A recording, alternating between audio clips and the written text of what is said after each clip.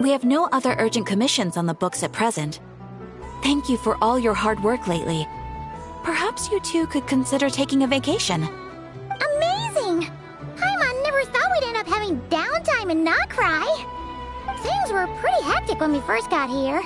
Everywhere you looked, it was either the Wild Hunt causing chaos or the Fatui stirring up trouble. It felt like this whole region was one giant slime in a barrel, ready to go boom at any moment.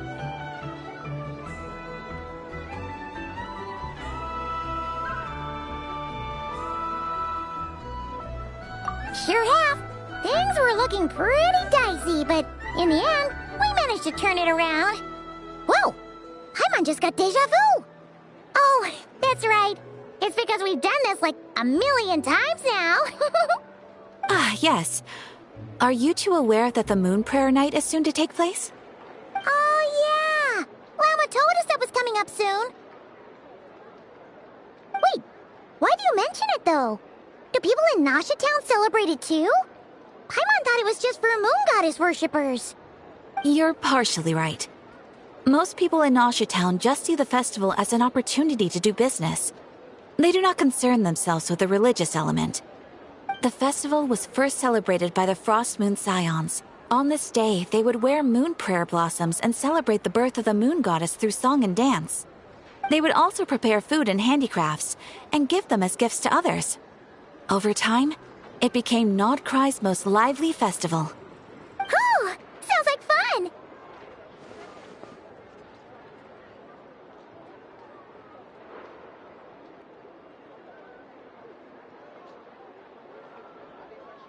Great! Well, in the meantime, since Catherine doesn't have any commissions for us, let's focus on some personal business instead. When we first got here, you mentioned that this was where your spaceship landed? We didn't get to follow up on it at the time, because we got wrapped up in that whole rare situation, but now we can finally start investigating it properly.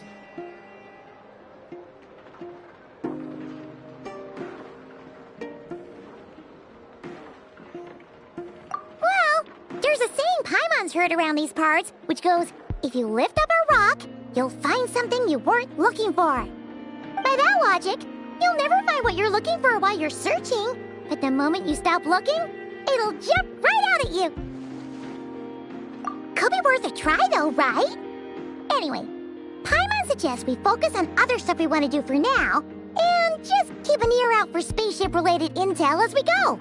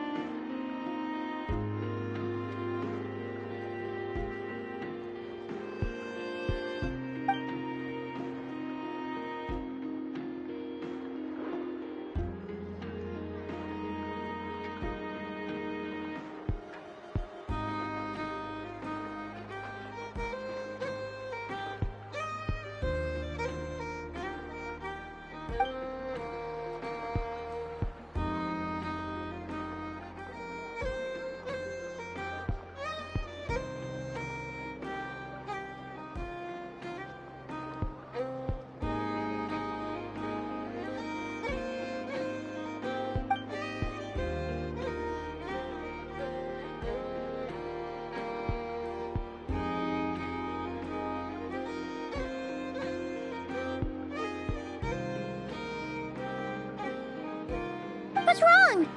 You look super serious all of a sudden. Huh? Paimon gets why you'd be concerned about Columbina, but what does the doctor have to do with anything?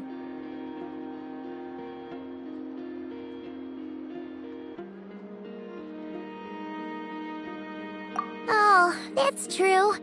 Over to Snezhnaya, I can make a little extra. We're definitely overdue for a showdown with the Fatui. It is weird that he hasn't shown himself this whole time. What could he be up to?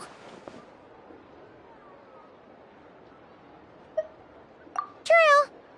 Paimon would much rather deal with Marionette anyway. She says the meanest things, but when it comes down to it, she doesn't seem like a bad person. Maybe it's the pressure of being a Fatuse? Especially as a Harbinger. Does she feel like she's gotta act tough to keep up appearances or something?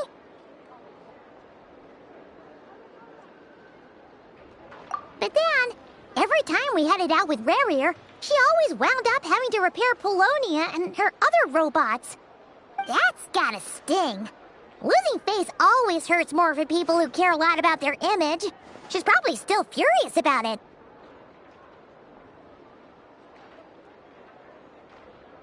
What? Relax! She's not even here! Huh? What's the matter? Oh, nothing. Sorry, we'll be on our way now. Where are we again? Oh yeah, Columbina? Right, yeah, let's go see Columbina.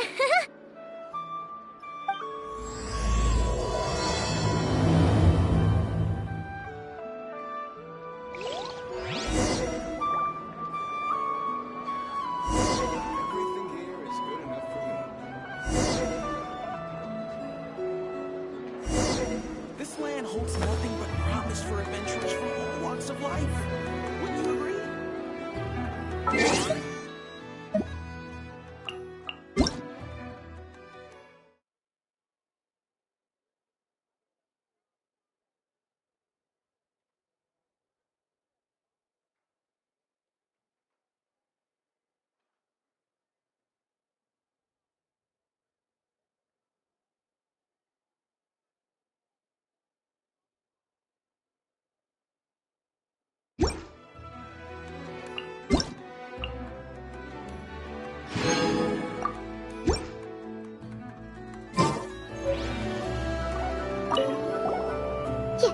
You won't snitch on us, will you?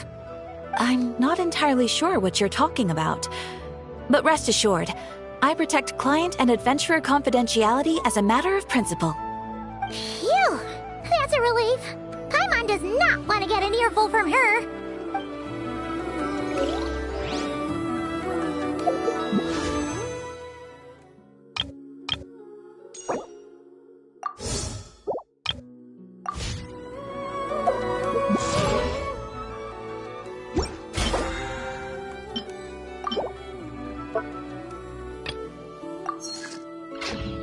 I'm all for work-life balance.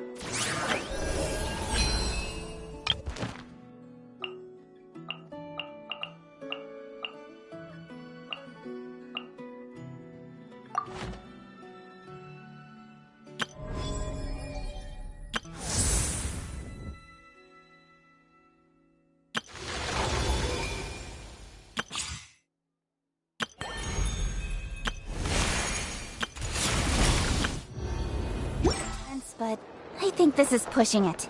Everything here is good enough for me.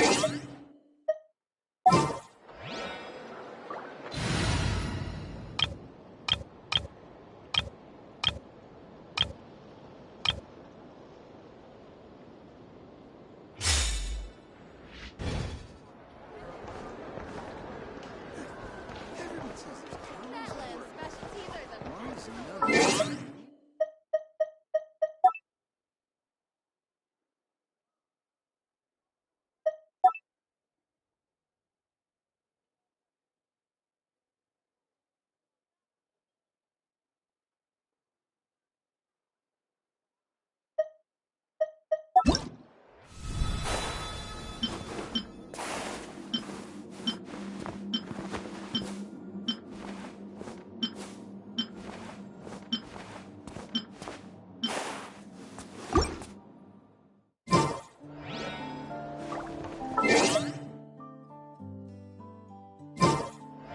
This land holds nothing but...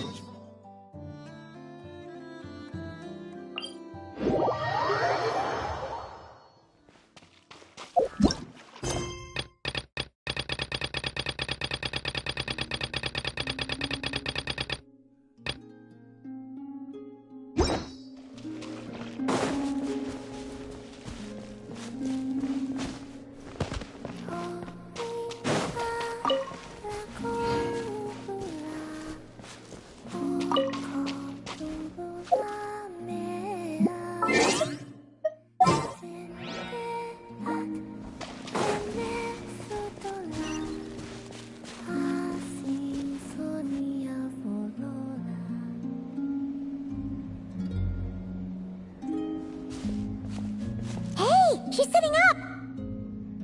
Is me sitting here a rare sight? No, We just thought you'd be resting. Perhaps I would have been, were it not for the sudden arrival of some unexpected guests. Not that I consider it a disturbance. After all, you are the only ones who are free to enter. Would it not be a little unfriendly of me to lie down while we speak? I didn't realize you put so much thought into little things like that.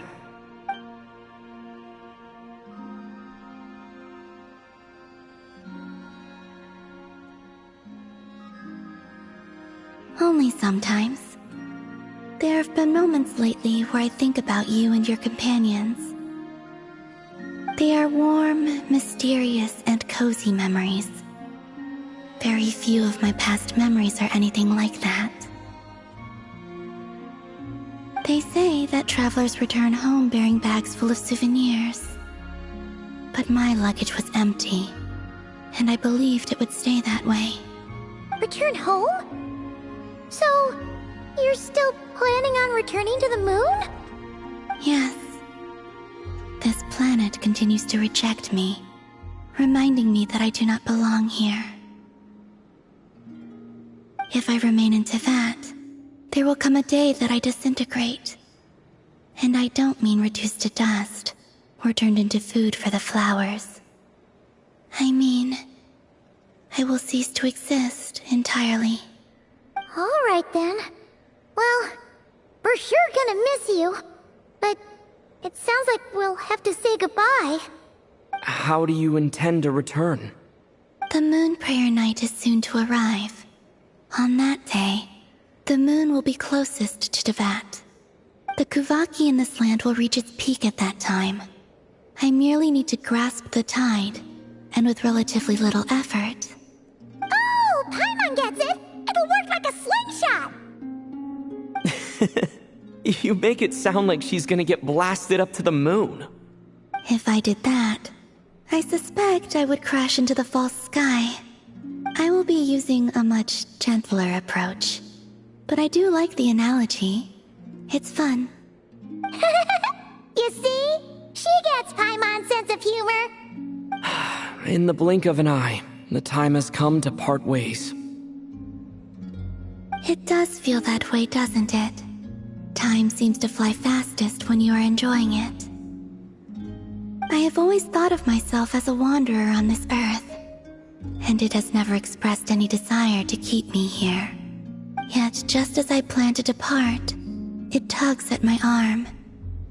Is this a gesture of affection? Or is the world mocking me?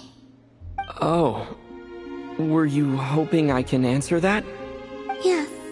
You are a traveler, so you must have a lot of experience in this area. Then, what I would say is, enjoy the moment. That's right! Don't overthink it! Happiness is happiness and joy is joy! The point is to enjoy it, not analyze it! I see. Then what I would say is, even though I am very tired right now, I am still happy. I can't tell from the tone of your voice. Oh, really? You don't think I sound happy? I'm just kidding. I could tell you were in a good mood today from the moment we saw you. Ah, a joke. Albeit not a funny one. Anyway, I assume you're here about you-know-what. Give me your hand. Actually, it's not that. There's something else we wanted to discuss with you. Oh. Then, do you still want to give me your hand? Or not? Sure.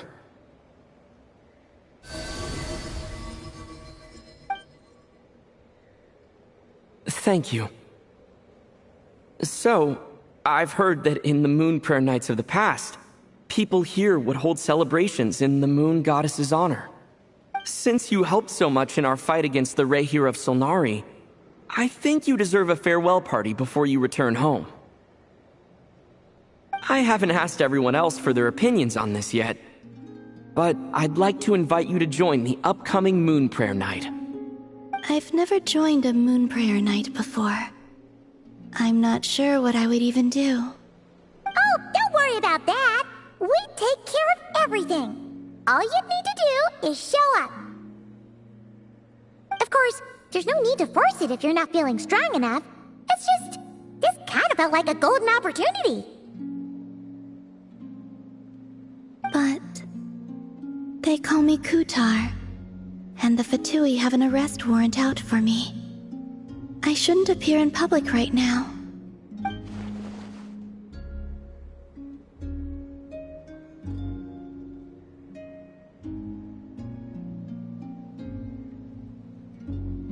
I'll make it work.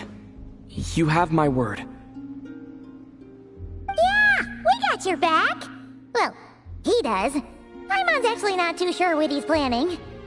All right, if you're sure. I will not refuse your invitation. I suppose it wouldn't hurt to pack a few more sights from this world into my suitcase before finally learning what my homeland looks like. Oh, if you see Lauma, please tell her that my answer to the question she asked me is neither yes nor no. Rather, it is, there is no need. That was kind of cryptic, but sure. Guess it's between the two of you. We'll pass along the message. Bye for now.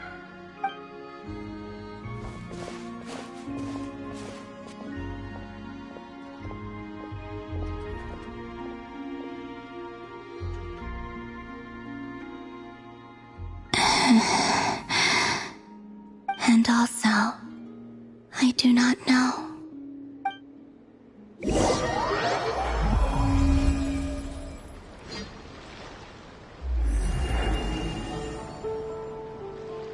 Since she's agreed to join the festival, let's go see who else wants to take part.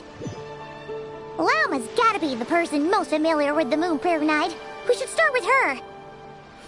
Also, what exactly is your plan to keep her safe? Not sure yet.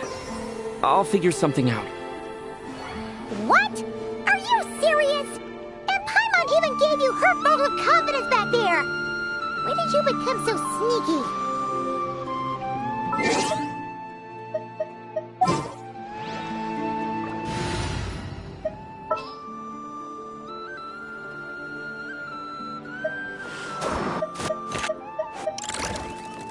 Yay! Playtime!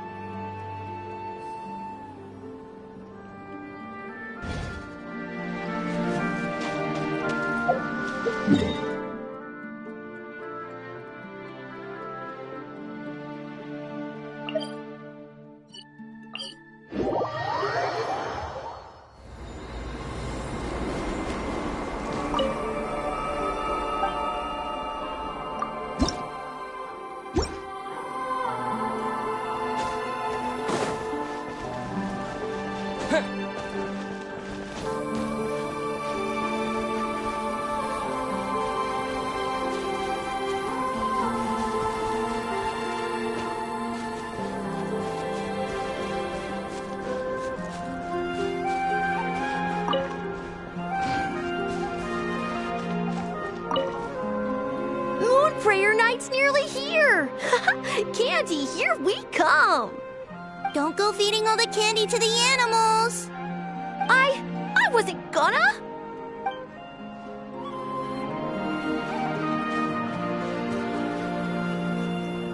Hey, Llama! It's us!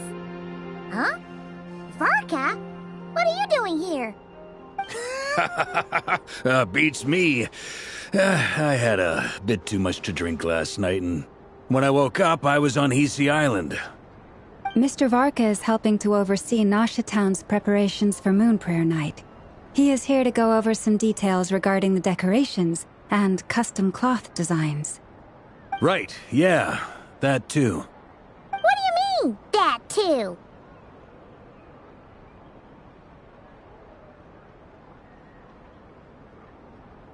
Yes. Celebrating this festival is a long-held tradition here in Nodcry.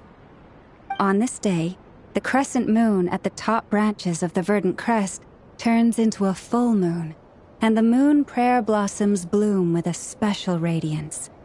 Our people take these to be blessed omens. It's an especially welcome event coming off the back of all that nasty business with Rare. Everyone got put through the ringer recently, and now they're looking to turn their fortunes around. The big shots in town all agree that a big, lively celebration is just what we need to rebuild people's faith in this place.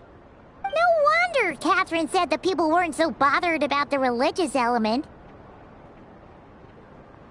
That's right. It's become more of a local custom by this point. The celebrations have little to do with whether the religious stories behind this event are true or not. Even the Frost Moon Scions are eagerly awaiting the coming of Moon Prayer Night, despite now knowing that their past beliefs were founded on a falsehood. That's fair. It's a bit like the Lantern Ride in Liyue.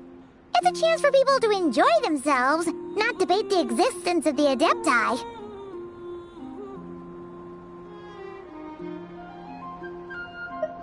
Oh, one other thing! We just went to see Columbina. We went ahead and invited her to take part in the festival this time. Hope it's okay. Wait, so... you mean she agreed to it? Huh. That's quite a surprise. Then, I suppose that she intends to return to the moon on that day. Oh, yeah! It's kind of a complicated process, but basically, it's like a slingshot. I understand. In truth, I had a feeling that she might make such a decision. Well, if Kuthar has decided to participate in the festival, we should prepare accordingly. Yeah, exactly. She was saying how it could be risky for her to show her face in public. We were wondering if there was any way we could hide her. Unfortunately, the people who carved the statues did an excellent job of capturing her likeness.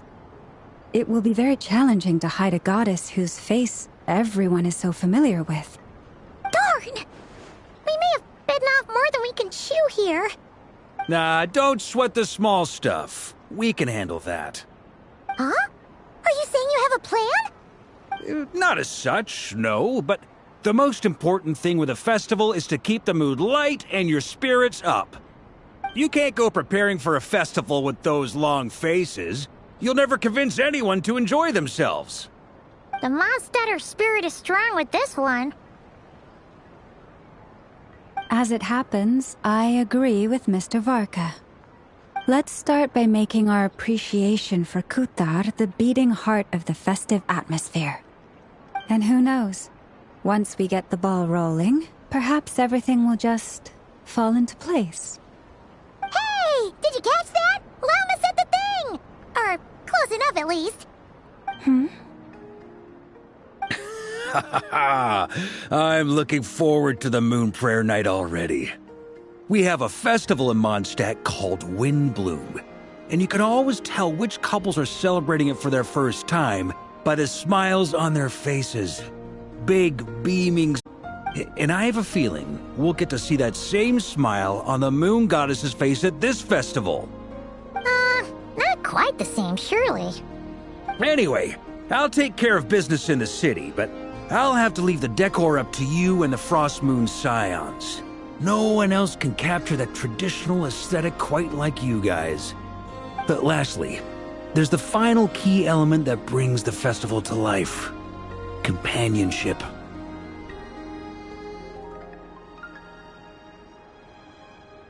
Before you leave, let me show you something that we've been preparing. Mr. Varka had asked to see it already, so you may as well tag along. Also, I have some further questions about Kuthar's decision.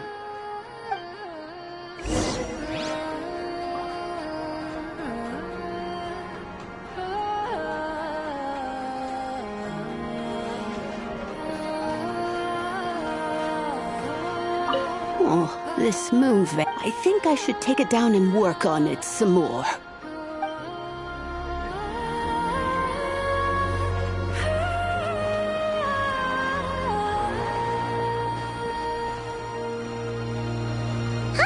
What's this? They sure look like they're having fun. I believe so. Kuhenki seem very skilled at playing drums like these, although I'm not sure where they learned it from. Maybe it's an innate talent? In their eyes, they're probably just playing with toys. Wanatar!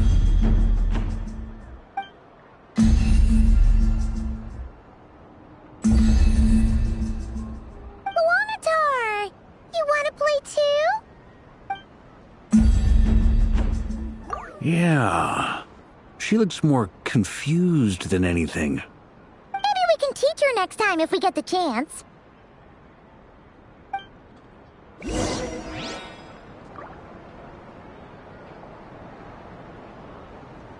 We hang them from buildings in the city during the festival.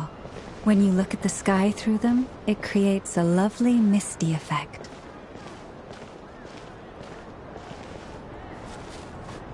Picture being made over here. Mr. Varka and I were just finalizing the details of where it will be placed. Ah, there she is. I didn't know the finished article would be so large. Not to worry, though. All the necessary arrangements have been made. Just let me know once it's ready, and I'll get some people to ship it over. You have my thanks. And over here, we are preparing a very traditional confection.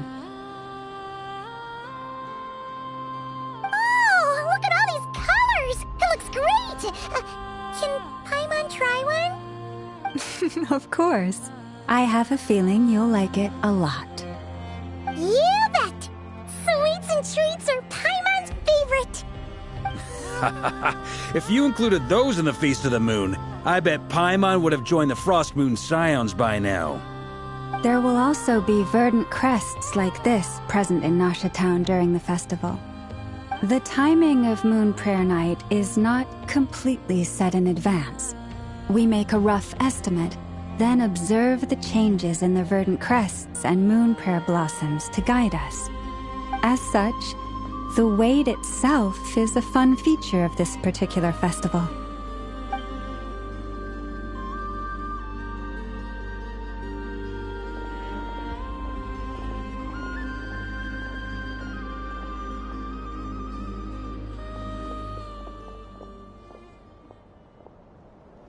Let's talk here. To tell the truth, I am very surprised to hear that Kutar is willing to participate in the festival. I once asked her if she'd be willing to stay with the Frost Moon Scions. I could introduce her to everyone, and we could be a family to one another. She did not answer, but she has not appeared here since. I took this to mean her answer was no, but if that were the case, she would not have accepted this invitation.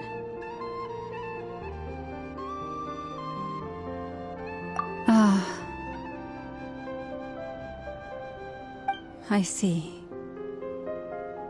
Maybe she is right. Maybe the Frost Moon Scions of today no longer need a moon goddess. But my wish was not for her to come here and be worshipped as a deity. I simply wanted to offer her a place to stay. I'm sure she believes that showing herself here might invite Fatui intervention, and as such she does not wish to cause us trouble. But what really pains me about all this is that this is her birthplace. She ought to belong here, yet no one has been able to grant her shelter. I think I'm qualified to weigh in here. When someone's about to depart on a long trip, what they need is blessings, not burdens. We should wish her the best, not make the journey harder than it already is. Anyway, she's agreed to attend, hasn't she? All we need to do is simply respect her decision. I see your point. Yes, she will soon depart after all. Our job is to leave her with some happy memories. Besides, who's to say her journey to the moon is a one-way trip? It's not like she can't come back and visit if she wants, right? Paimon agrees wholeheartedly. Festivals are all about having fun, so let's keep it simple. All right, I'm gonna head back to Nasha Town soon. Want to come with? I'm guessing you have some other folks to visit there. Sure thing, let's go! Bye for now, Wilma! Thank you all. Goodbye.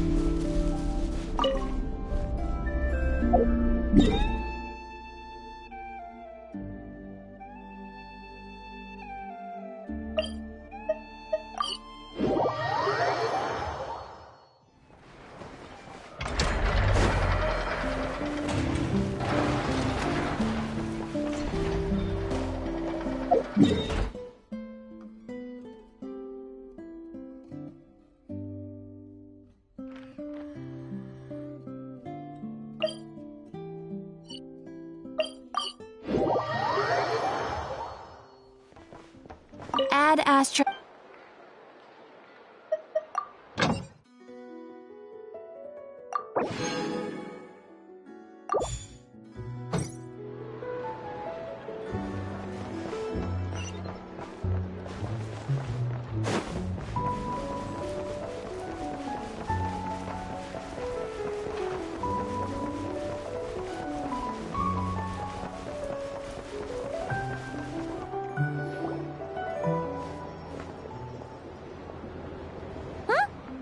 Over there! It's Durin and Albedo with Flints! What could they be chatting about?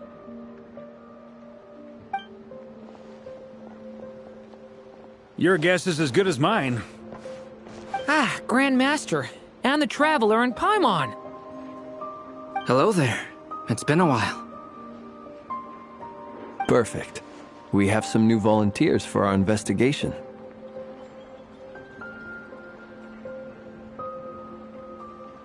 Wait, let me guess. The righteous Lightkeepers are finally ready to hunt down the Abyssal Dragon? Haha. Yes, that too. Yeah, right! Oh, wait! Why does everyone keep saying that too? Well, to be precise, the facts match, but not the causality. Wait, so I guessed right? Half right! Don't act so impressed with yourself. Maybe I can explain. We ran into Mr. Flint's north of Nosha. Didn't detect any traces of abyssal energy on them at all. On closer inspection, we realized that they were not real monsters, but something akin to reflections in the water, or perhaps a mirage. Huh? What do you mean? Like, you could see them but not touch them? Exactly. It was very peculiar. They roared and tried to attack us, but we could not make any physical contact with them. I think I've heard of things like that happening in Nocturne before, but I don't know much about it. Yes, it's a known phenomenon. Mirage-like illusions tend to appear in Nocturne in the run-up to Moonprayer Night. From a distance, they appear quite real. I myself thought that Misters Durin and Albedo were locked in battle with abyssal monsters when I first arrived. But after sharing intel and investigating a little further, we can confirm that these illusions are harmless. There is no great cause for concern.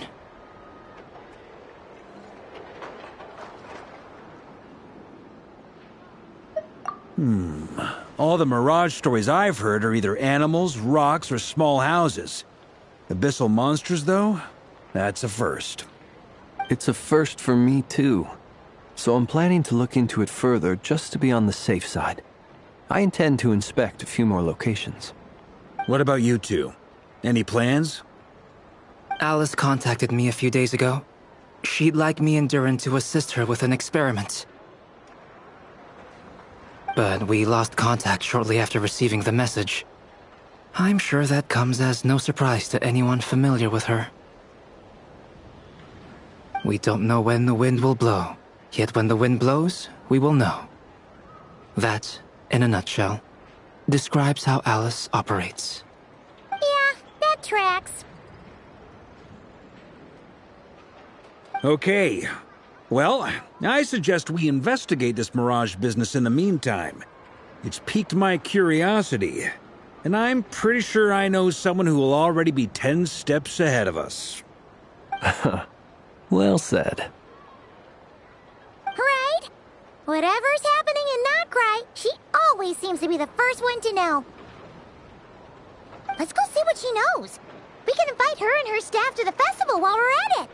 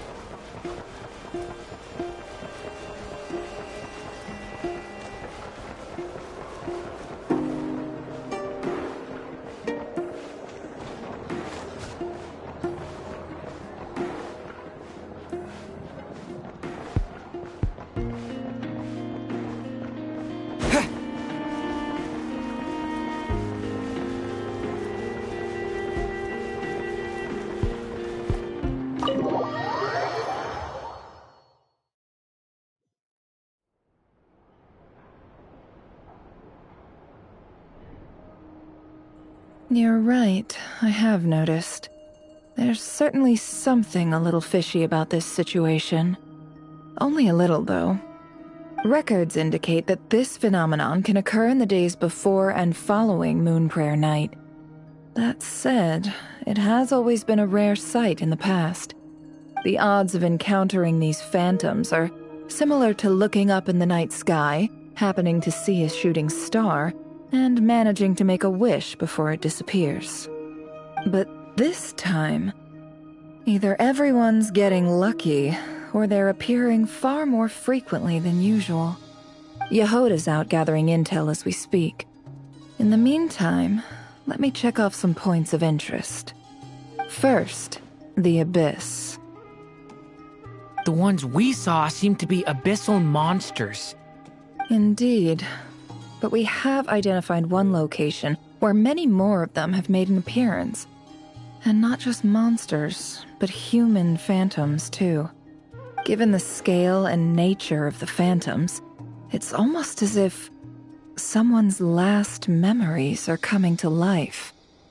Or perhaps the memories of multiple people. Oh.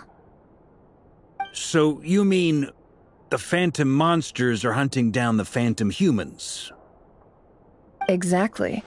The phantoms can interact with each other, but we have no means of intervening. In addition, some of the human phantoms would seem to be from the very distant past. This is clear both from the clothing they wear and the stories they tell. They claim to be from Hyperborea, a name which I've heard from Lauma before. If this is true, it means they must be from 6,000 years ago. Did Paimon hear that right? 6,000 years? It sounds like this merits further exploration. That'd be a big help. I'll leave it with you, Albedo. My knowledge of ancient history is non-existent. I used to doze off every time the pre-Knights Favonius era came up in class. It's quite a miracle that you were able to understand these phantoms' speech, given how long ago they lived. I suppose you're right. But I'll leave the archaeologists to ruminate over that conundrum. As an intelligence broker, my sole interest is in the value of the information I gather. Which, in this case, hopefully means earning myself some good favor with our dear Lady Moonchanter. So calculating. Whew, this intel broker logic always catches Paimon by surprise.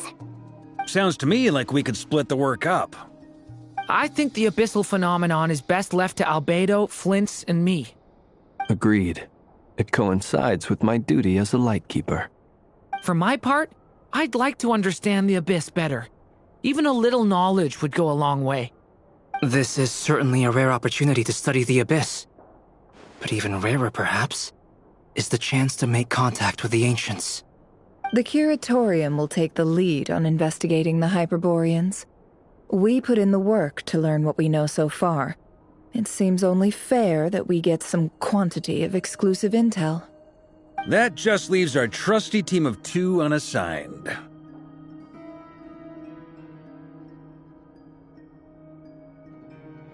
Since you became an honorary knight, of course. This was part of my grand plan all along. Ha ha ha! Oh yeah, by the way, we managed to convince Columbina to come to the Moon Prayer Night celebrations. Would you and Yehoda like to join too? She agreed to that? Huh. Quite an achievement. Never underestimate the traveler, I guess. I'd be happy to join. No point shutting myself inside when the streets are all decked out. I doubt any clients will be visiting during the festival in any case. And Yehoda loves a party, so I'm sure she'll jump at the opportunity. No, no, no, no, no, no, no, no, no, no! Way to contradict me in front of... Wait, no, that's not what I have bad news, but... So many people...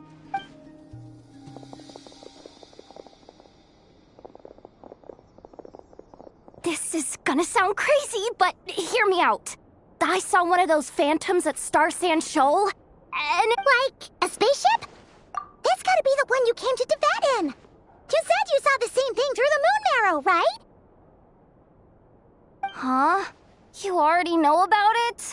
I thought I was gonna blow people's minds. Turns out I'm the last to find out. Wait, back up.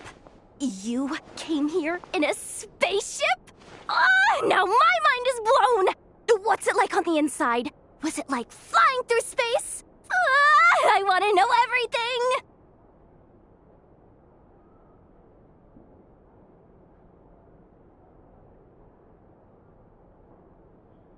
Yep, exactly. Huge discovery. You're the best. Second best intel broker in the world. After your boss, of course. Wow. Really? Well, I don't know if I'm all that, but... I guess that decides where we're heading next. Come on, don't look at me like that. I know the spaceship doesn't have anything to do with me, but you don't want to leave me as the only one twiddling my thumbs, do you? Please? Fair enough. You can tag along. In that case, let's meet back here to discuss our findings once we're done. I wish everyone a productive investigation. You too.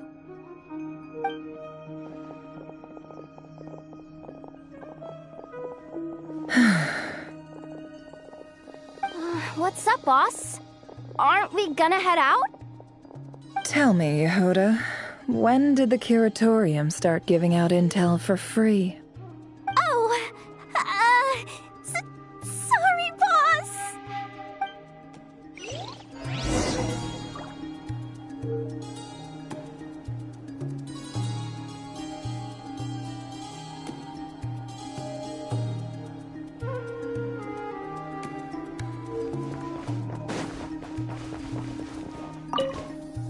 We can't unshare information any more than water spilled on sand can be put back in the bucket.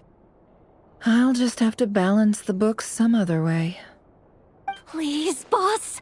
There's gotta be another way. Who knows? Depending on what they find, maybe this will work in our favor. Please don't find me. Please.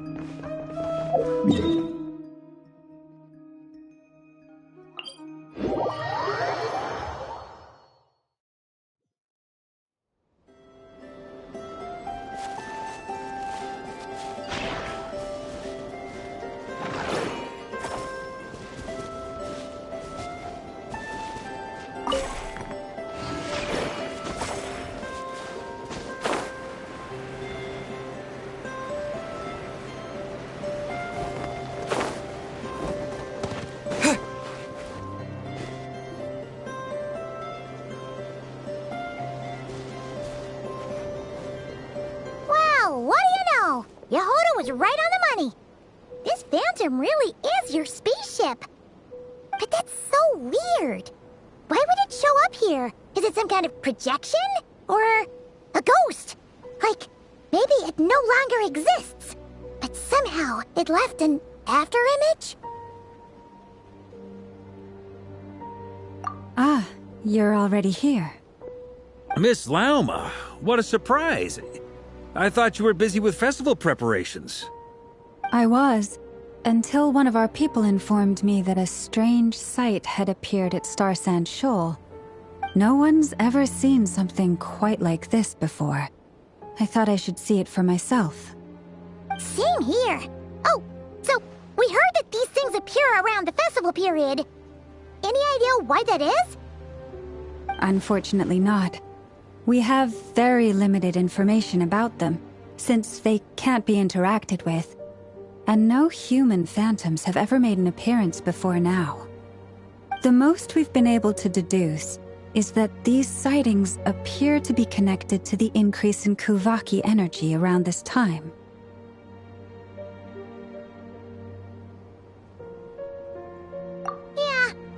Seems like that's all we can do. This is all so confusing. Allow me to lend you a hand.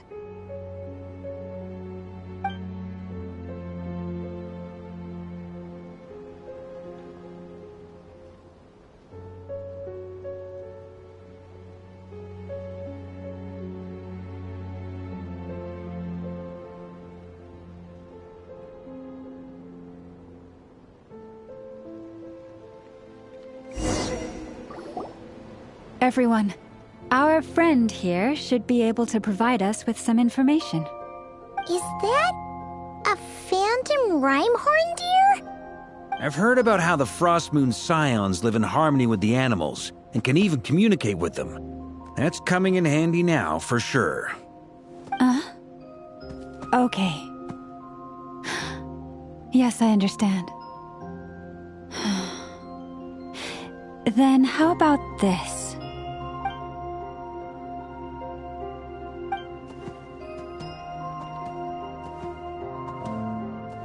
Oh, it's leaving. It appears to share our curiosity about this giant spaceship, so I asked it if it wouldn't mind investigating along with some friends. In return, I told it about some nearby spots where the wild fruit grows abundantly. We may live in a different era from these phantoms, but I trust that the terrain, climate, and ecology here are more resistant to the effects of time than some things are. Let's give them a moment and hope for the best.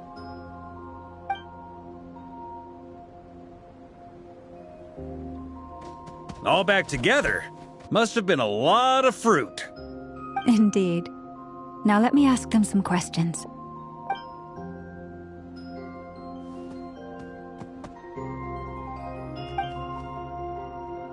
It did find a lot of wild fruit, enough for them to feast for a long while. This puffin circled in the air several times, but didn't spot anything out of the ordinary. Certainly nothing to do with the spaceship. Huh. Well, it definitely makes sense to get a bird's eye view. Indeed. Other than that, I was also thinking that the world these phantoms see is also different from ours. Oh, I get what you mean. The wild fruit exist in both times and spaces, but there might also be things that only exist in that space-time, which we can't see.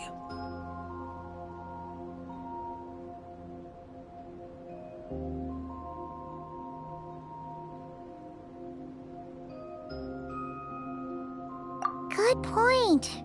Great thinking, Lauma. Blunthorn rhinos can use kuvaki to shift great rocks, but this one says it couldn't get that ship to budge by even an inch. The sniffer mole tried too, but despite being a skilled digger, it could not get through. They say that the spaceship looks robust and undamaged. It seems completely impervious to any and all attacks. Whatever lies within is well defended from harm. So, just like us humans, there was nothing they could do about this spaceship either. Yes, still, they deserve our thanks. We are grateful for all your efforts, dear friends. Now go, and enjoy your feast. I've noticed some other human phantoms gathered nearby. Come on, let's go talk to them.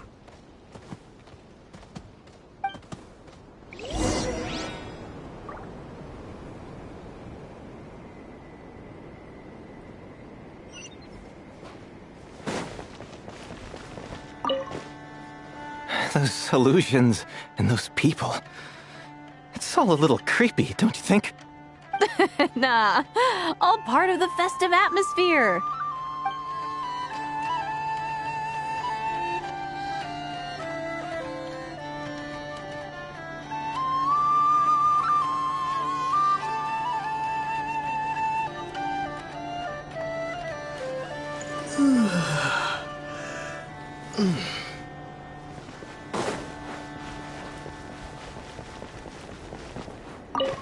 Have you ever seen anything like this? Nope. Never seen or heard anything this weird.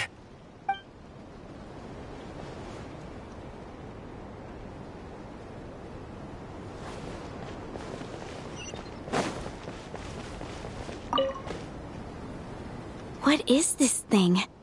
I've never seen it move, and there's no way to get inside. Goodness knows. My grandpa says it's been sitting here at least since his grandpa was still alive. What about his grandpa? Did he say anything to your grandpa's grandpa about it? Huh? I don't know. In all likelihood, it was here back then too. Hard to imagine something this huge could move. Guess that means that as far as they're concerned, this ship's been around a long time.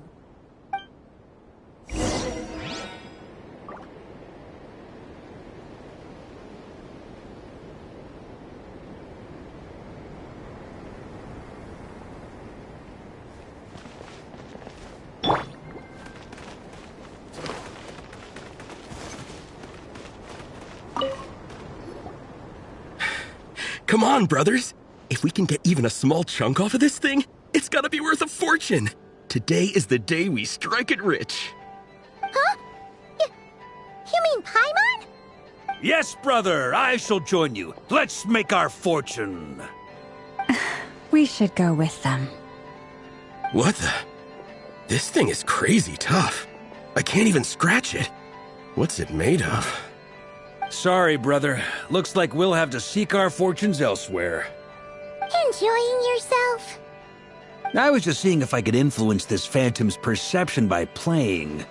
But nope, no dice.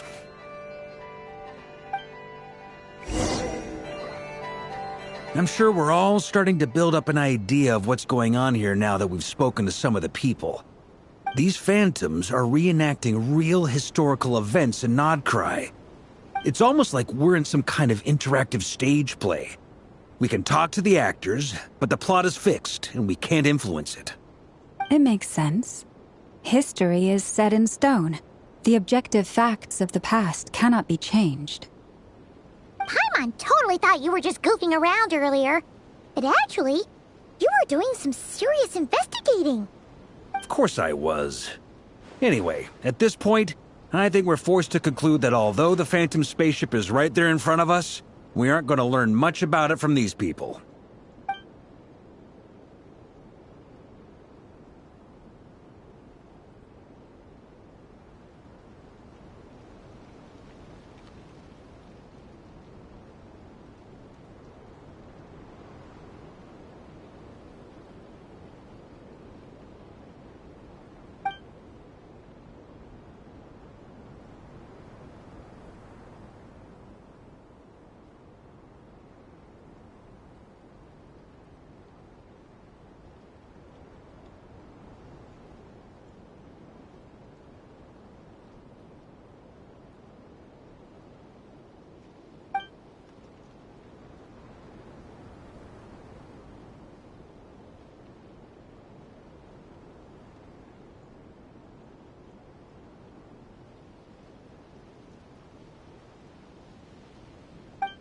Don't be discouraged.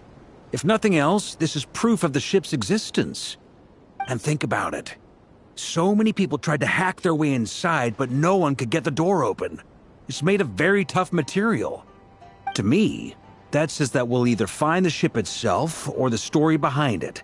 It's just a matter of time.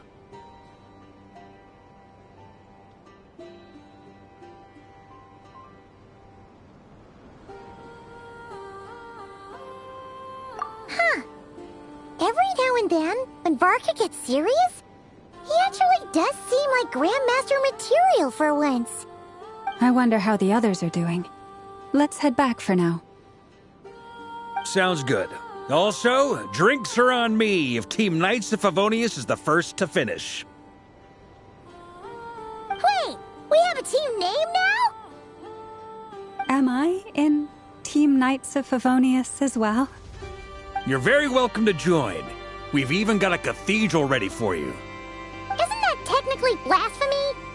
You wouldn't dare make a joke like that if Barbados was in earshot. Nah, I'm sure Barbados doesn't mind a little harmless blasphemy once in a while.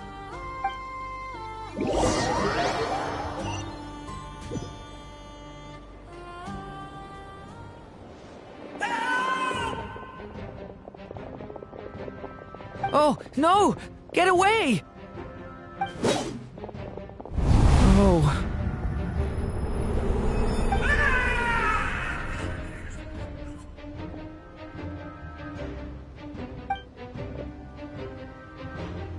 I know it's hard to stomach, Mr. Durin. But as I'm sure you've noticed, there is nothing we can do to intervene in that which unfolds before us. But we have to at least try. And try you have. But are you aware of how many unsuccessful attempts you've made now? I wasn't keeping count. I'm afraid this is the 39th failure so far. Or the 5th if we're only counting this particular victim. There are no indications that these phantoms may be altered in any way. You seem to have calmed down a little. I'll make us a fire. You should rest and have some water. Feeling any better now, Mr. Durin? May I ask a few questions? Be my guest. What exactly are we witnessing here? What happened to those people? My guess would be that we are seeing Nocturne during the Conrian Cataclysm. Would that be accurate? Conria. That is correct. As you know, once the Abyss senses even the tiniest crack, it floods in and spreads like wildfire. There was a time in the distant past when it permeated all of Nocturne, causing immeasurable harm. The people paid a terrible price to heal this land. Then, 500 years ago, the whole of Teyvat suffered an abyssal disaster. Once more, Nocturne was dealt a devastating blow. I see. In the face of the abyssal onslaught, all were like grains of sand tossed around by a tidal wave. Be they human, fae, or god. The moment you witnessed is but one drop in a whole ocean of catastrophe. All right. I guess that answers my second question, too. I wanted to know why there's nothing I could do to help them, and that's because what we are seeing is history. That would be my guess as well. As I understand it, history and fate are not all that dissimilar.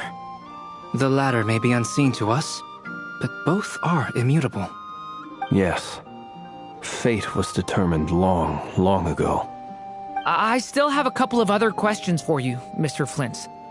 You mentioned more than one abyssal disaster that has struck this land in the past. How can you be sure that what we're seeing is from the Conrian incident? And also, how are you able to stay so calm when you're talking about these events? From everything I know about you, you're not cold or ruthless, and you're not indifferent to the suffering of others. Alas, I am forced to show my age. I must be 600 or 700 years old by human measure. Wait, so you... One is not easily moved by history when one has witnessed the truth firsthand. I'm sorry. You needn't apologize. Your passion is a good thing to have. Treasure it, because someday you may find it in terribly short supply. Now, at the risk of offending you, I have a question in return. Your curiosity toward the Abyss, is it born from hatred or because you sense its call? I only ask because I kept a fragment of Rerir's body in my lantern for a short time. Specifically, his heart. So I know what a burden it can be to carry the Abyss with you. And I hear its power growling from somewhere within you. In my eyes, your mere existence is a miracle. My honest answer is... I don't know.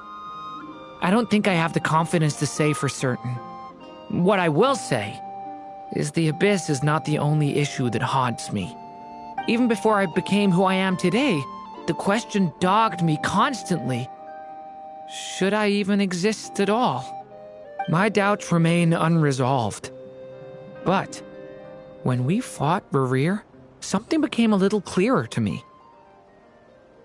Sometimes it is the darkness within us that allows us to achieve the impossible.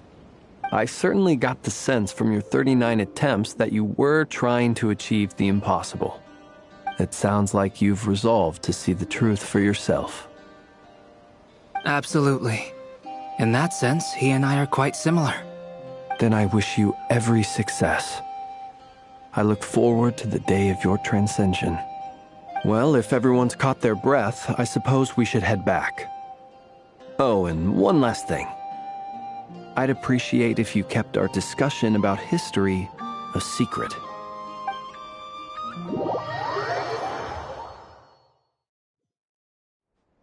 Incredibly, our separate investigations led us all to the same conclusion. Hooray for consensus! Yeah, but we barely learned anything, though. I totally thought this would be the mother lode. Talking with the ancients? I mean, come on! But nope. All we got was useless snippets of conversation. And all this stuff about moons and hyperopia. What a load of baloney. Seems like people back then had a few screws loose. I understand your frustration. We found the same issue. Each phantom only showed a very brief moment in time. There isn't much value to be found in these miscellaneous fragments of a civilization's history, no matter how glorious it may have been. If there's a silver lining, it's that these phantoms are harmless to the present reality. They shouldn't get in the way of the festivities. Paimon agrees. And not just because it's the first thing she understood in this whole conversation. You look disappointed, Nefer. Is something the matter? What do you think? We all worked our tails off, but the only one to gain anything from it was you, Lady Moonjanter. Well, please do share the Hyperborean records with me. I will gladly inscribe them in our people's documents. Oh, duh! Yeah! That was it! Hyperborea! Hyperborea. I'm serious. Only an expert in the Frostmoon Scions and their history can turn these records into valuable research material.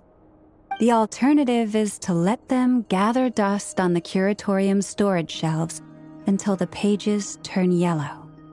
Nefer, you're wise enough to know that cooperating and sharing the profits is the best course of action here.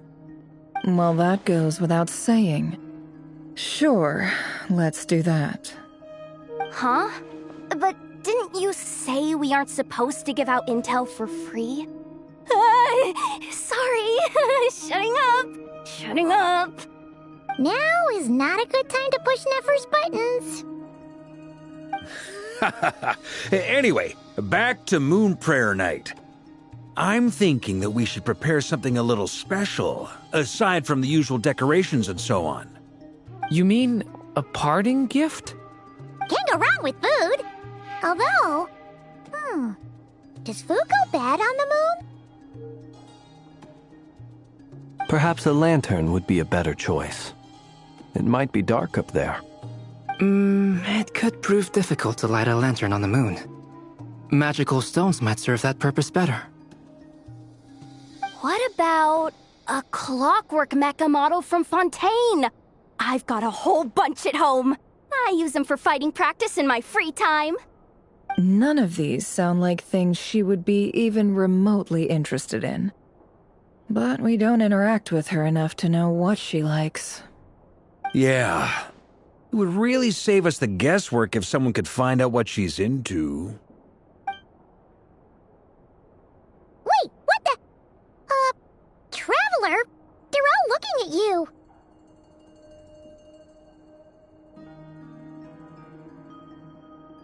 Great! Haha, problem solved. Now, I need to stop by Dory's. Gonna need her help sourcing a bunch of stuff for the festival. Then let's leave it there for now. We all have our own business to attend to.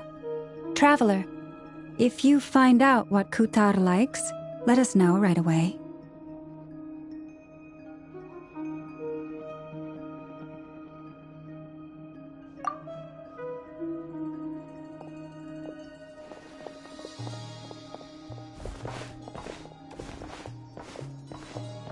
Is something the matter?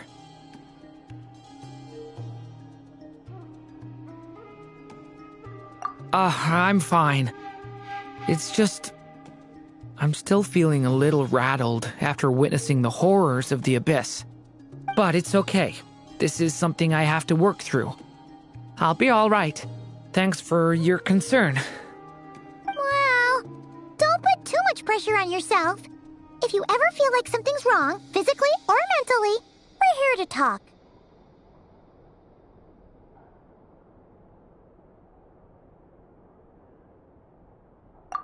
Come on.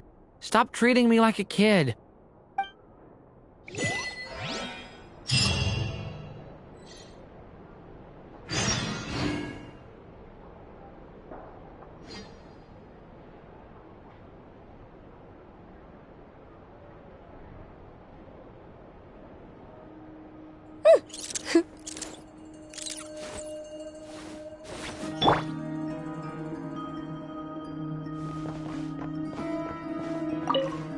You should get going.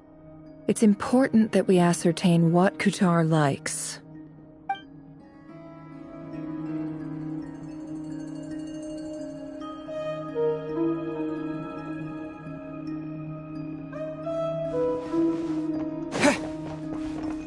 Which is why we need a lantern guaranteed to work on the moon. Yes, I have a few ideas, but the lantern itself is the easy part. The real issue is how little we know about the lunar environment.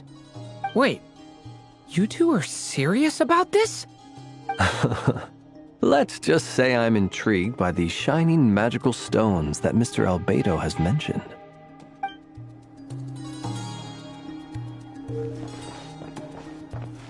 Could you do me a solid and try to smooth things over with Boss Neff?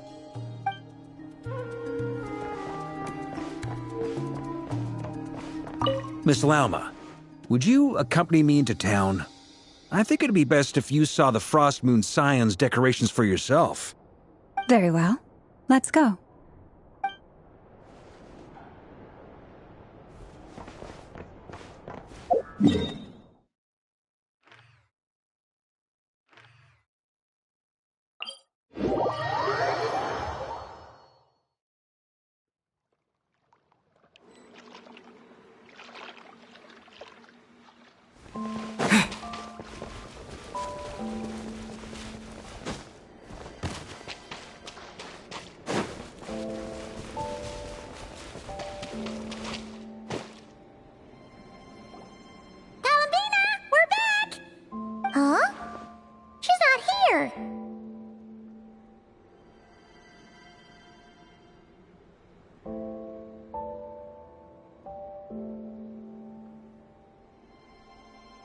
Weren't there a few Kuhenki here last time, too? Where did they all go?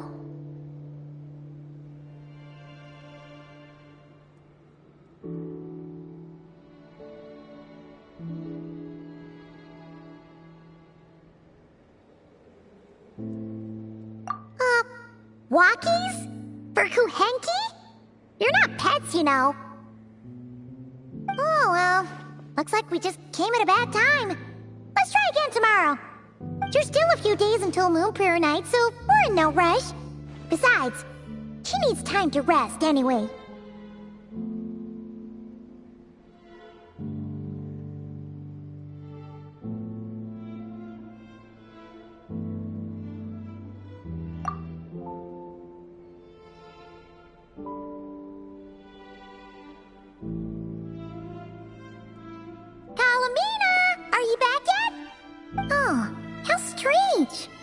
Looks like she still isn't here.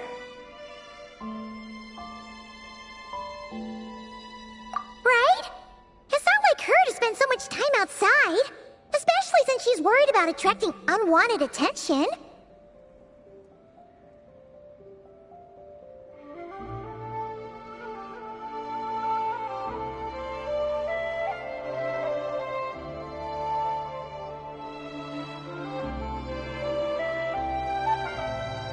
What about Luanatar? Luanatar, you there? Hey! Do you know where Columbina went? Sorry, didn't understand. But if If you know where she is, could you take us to her?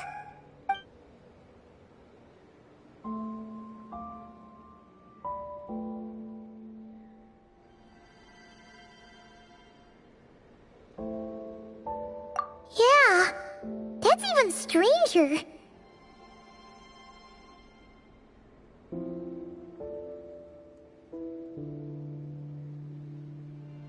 What about him? Oh, that's not good news. They change color when Columbina gets weaker, right? And they look super pale right now.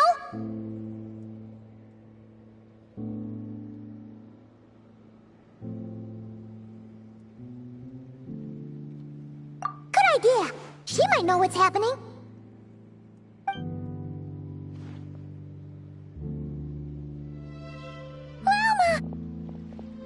Ah, it's you. How is Kutar? Is she okay?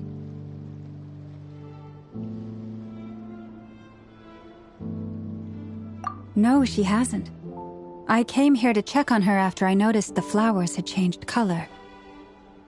Based on past precedent, she must be very weak right now. Even getting up to walk would be a struggle. It seems unlikely that she wandered off outside.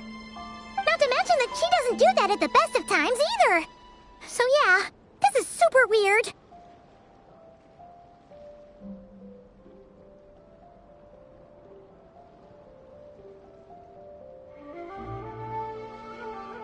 No. Very few people are in the know about Kutar's whereabouts. And if anyone suspicious had visited, they'd have left some sort of evidence. Come on, let's go to Nasha Town. If anyone has seen her, someone there will know about it. It's Notcry's information hub after all. Makes sense. Let's go!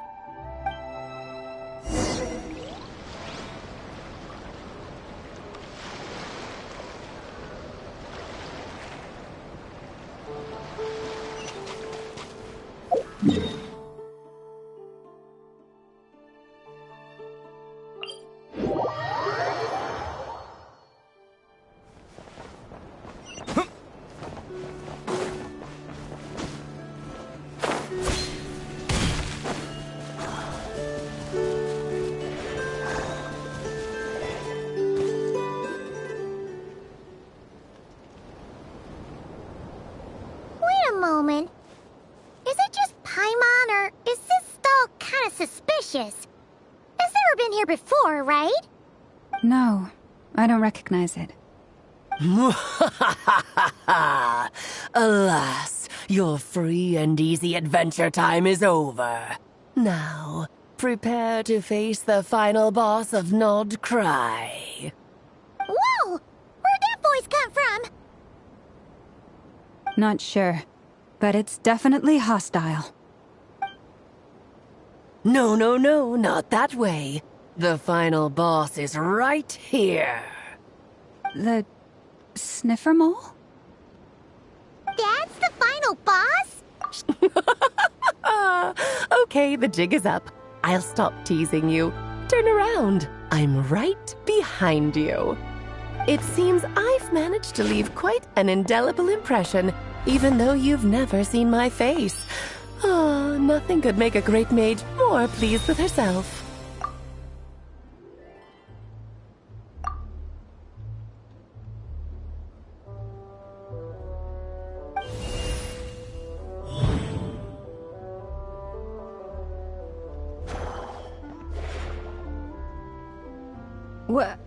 What is going on?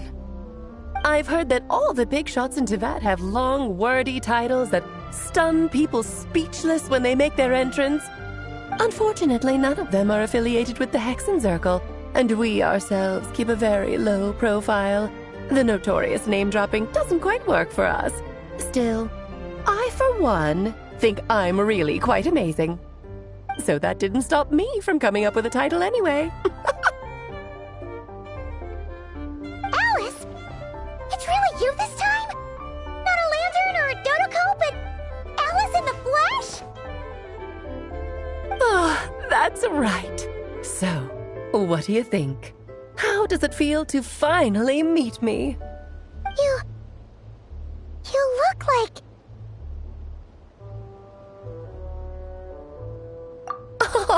That's the first thing you thought. A little surprising, but that actually makes me very happy.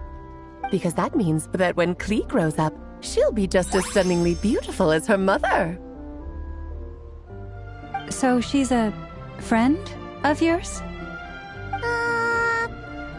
Kind of. This is actually the first time we've seen her in person. I see.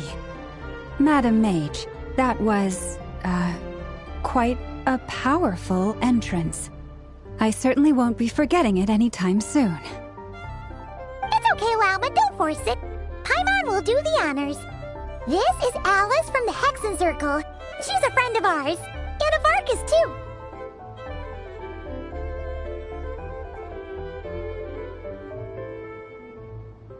That's right. She's a good person, just kinda unpredictable. Well, what is the human heart if not unpredictable? If we could not do as we please, how would we differ from machines? I am Lauma, Moon Chanter of the Frost Moon Scions. It is a pleasure to meet you. Oh, I know. Before you got here, I spent a good, 15 minutes getting up to speed on Nodcry's present situation. In other words, I've read the whole in the last episode part, so we can skip the pleasantries. Fair enough. Well, Miss Alice, I can already tell that you have quite a unique personality. He'll get used to it. Paimon sure is. So anyway, what are you doing in Nodcry, Alice? Oh, I thought I told you already. This time, I'm the final boss. And what a formidable foe I shall be. Powerful, confident, decisive, and good luck finding my weak spot. You will never succeed.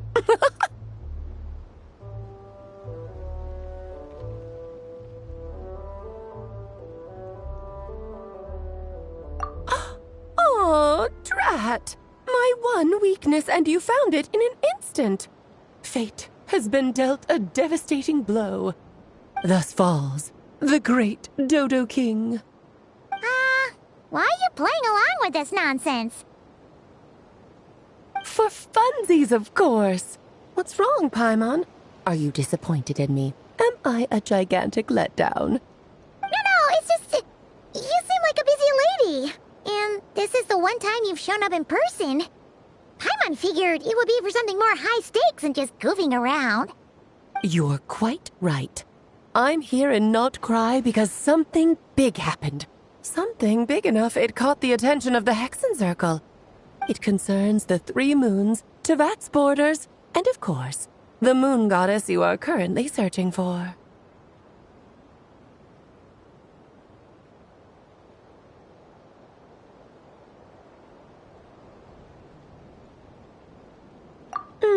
Kind of.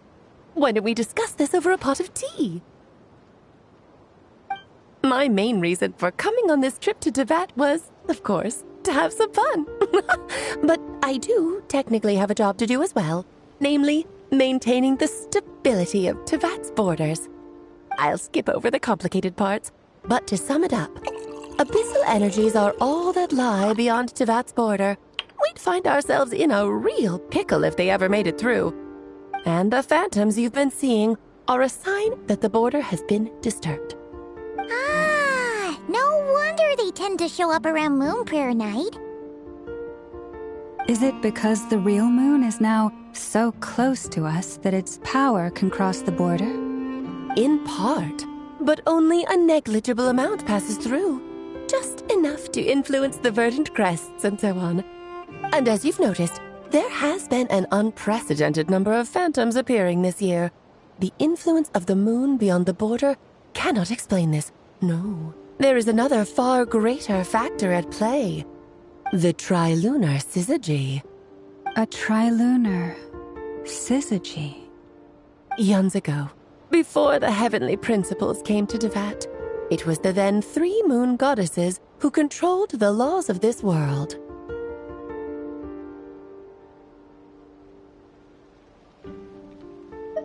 Oh, that's exactly it! The 3 goddesses split these powers amongst themselves, promising never to consolidate them into one singular body. This was meant to keep the world stable. But, fast-forwarding to the present, the eternal moon's marrow is with you, while the iridescent moon's marrow, which should never have appeared in this world, has been retrieved. Add that to the presence of a moon goddess in the flesh and... the power of all three moons is gathered here in Nocturne. There hasn't been an event like this since the War of Funerary Flame. And it's having a noticeable effect on Tevat's borders. Because I wish to give my darling daughter a peaceful, little complicated to explain. For instance, cleaning up after dearest Miss R. Albedo could tell you more about that if you're curious. But right now, I have a more important question to ask you. Why are you collecting the moon marrows?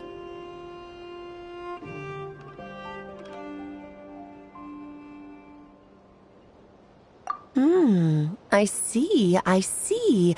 Nicole told me about that legend once. Nicole? You mean Mage Anne? Oh, so you remember.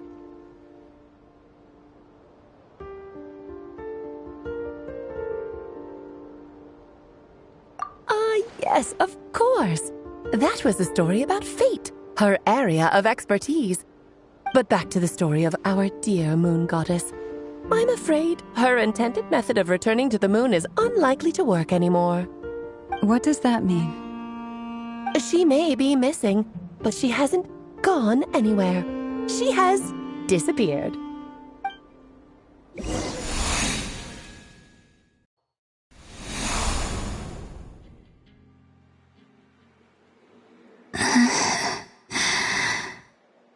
My body is so heavy. Wait, no. It's my mind that's heavy. My arms and legs are as light as a feather. What's happening to me? I feel drowsy, like I've been asleep for too long. Is it daytime or nighttime? Is the moon out? I think I'll go for a walk.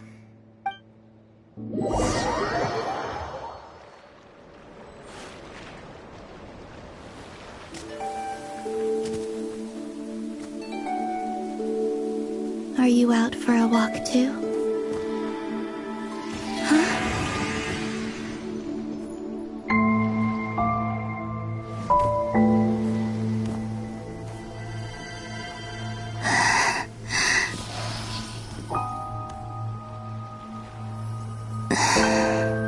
The day has come at last.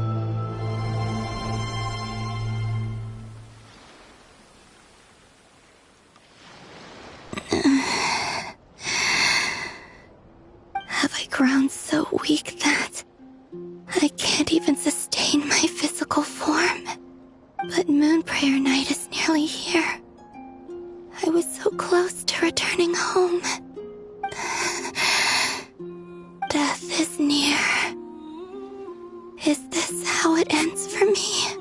Will I return to the moon after I disappear? Or... I don't want it to end like this. So far, at least, I still exist. Even if not physically, I can still feel. But as my power wanes, I'm sure that too will fade. I suppose I might take one final look at this world. The world where I was born.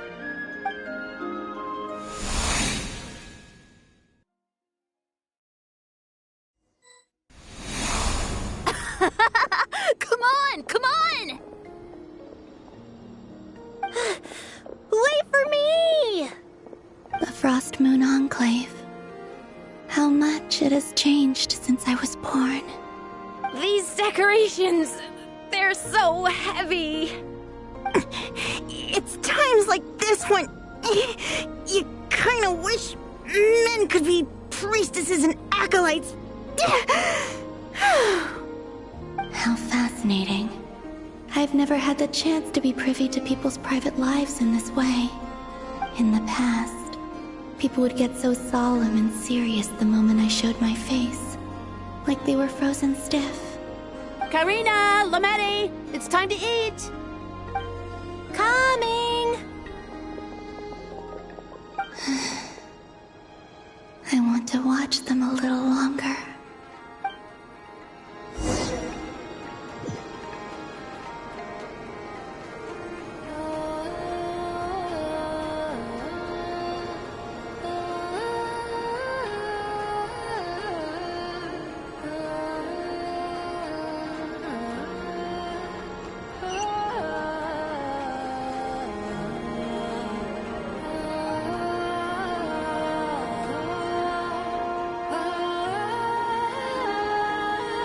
So just fill these balloons with air, right? Yep. Try a couple now to test things out. The rest can wait till Moon Prayer Night. Think fast! Rita! Teasing an acolyte of the Frost Moon Scions? Surely that's a punishable offense.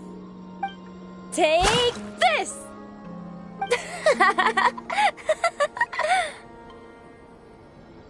Huh? Alright, enough horsing around. Lady Lauma gave us a task.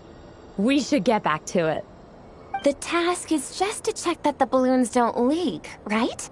Doesn't matter if we fill them with air or water. Yeah. Okay, you got me there. And you got me there. But still, we can't use all the balloons before the festival even starts. We won't use all of them. And as long as Lady Lauma's trusted acolyte doesn't snitch, this can stay as a little secret between friends. A couple more can't do any harm, right? Oh, you menace. Then, think fast! Is pumping a balloon full of water really so much fun?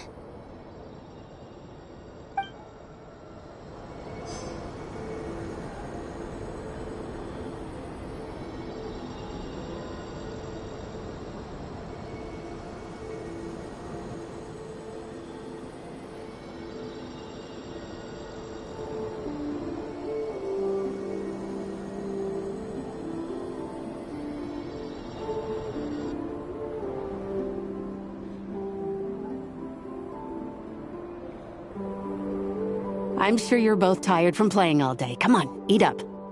A plain, humble meal. That has always been the way of the Frost Moon Scions. Huh? How come Lametti got a midsummer berry dessert? Oh, I always get Lockaberry. I don't mind sharing. You can have a bite of mine if I get to have a bite of yours. They're sharing food? I've never shared food with anyone before. Even at the Harbinger tea parties, everyone just ate off their own plate. And when I couldn't finish my food offerings from the Frost Moon Scions, they'd leave the leftovers out under the moonlight for the animals to claim. Hey! That was 2 bites! Oh, then you can have another bite of mine. Oh, you too. Oh, don't fret now. Here, have some of Granny's too. So this is what it means to be family.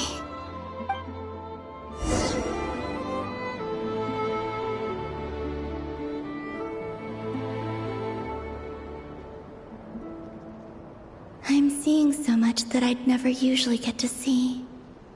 They'd never act like this when I was around. It's nice, being able to just watch people in peace in these final moments. What a rare opportunity. I think I'll go take a look around Nasha Town, too. Maybe the Traveler will be there.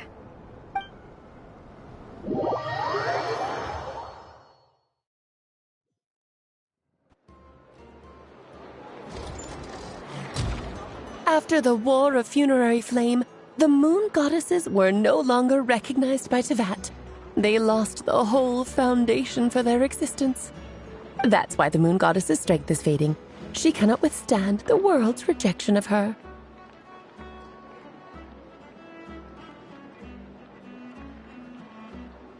To be more pedantic about it, the moon goddesses did something to offend the heavenly principles, and that's why they were ousted. Something of a recurring theme in Tevat's history.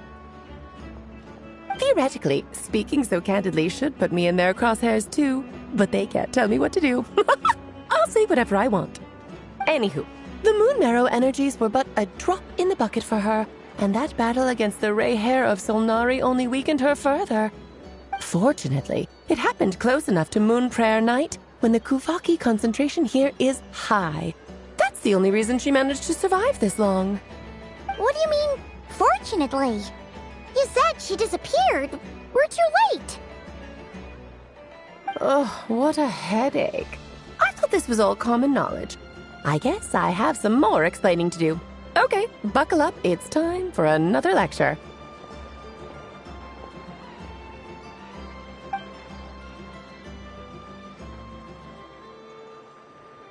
Now, I said earlier that the moon goddesses lost the foundation for their existence. The reason for that has to do with the natural order. Basically, the rationale for their existence in Tevat was lost. The same logic applies to the present moon goddess too. Consider her existence so far. Her comrades in the Fatui called her Damselette. And she was worshipped as Kutar by the Frost Moon Scions. But these connections have now been severed, whether by her hand or yours. So, the rationale that once sustained her existence is now gone. Wait, we did that to her? Oh, well, strictly speaking, yes. But let's not start pointing fingers, shall we? I'll only end up as the big bad villain, and that's not the kind of final boss I want to be.